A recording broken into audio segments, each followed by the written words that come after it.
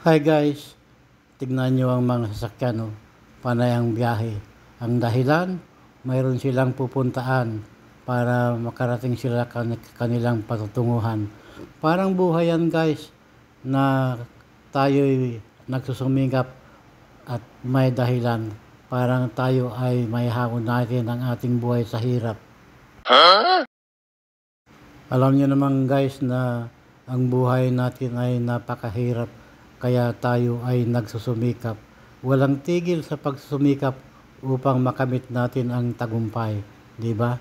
Kung kinakailangan mag-ibang bansa tayo upang guminhawa ang buhay, di gawin natin para sa ganon ay hindi na tayo maghirap.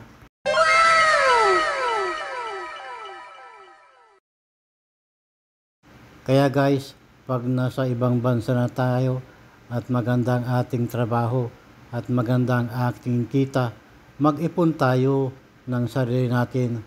Huwag nating ipadala lahat ang ating pinaghirapan dahil pag tayo nagpurgod na at wala tayong ipon at walang pera, tayo rin ang kawawa, di ba?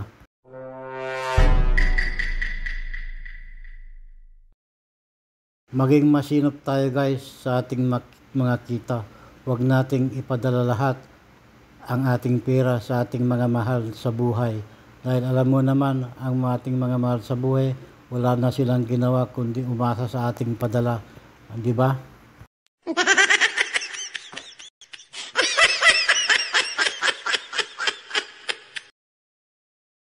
By the way guys, flex ko lang ang aking mga buzzers na wala ng mga asim. Bakit kaya sila nagagalit sa akin nung sinabi ko yun?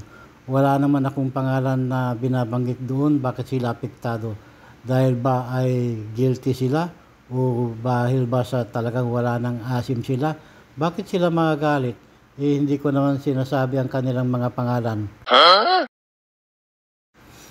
Kung wala na silang mga asim guys, di tanggapin nila, yun ang katotohanan.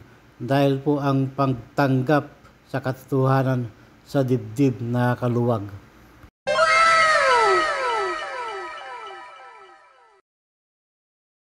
Sa tindi ng galit nila sa akin guys, umuusok na ang kanilang ilong sa galit.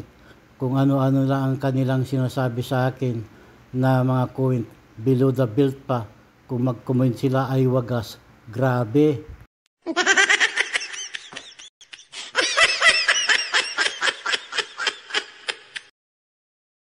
Huwag na po na sanang gawin nila sa akin yun guys.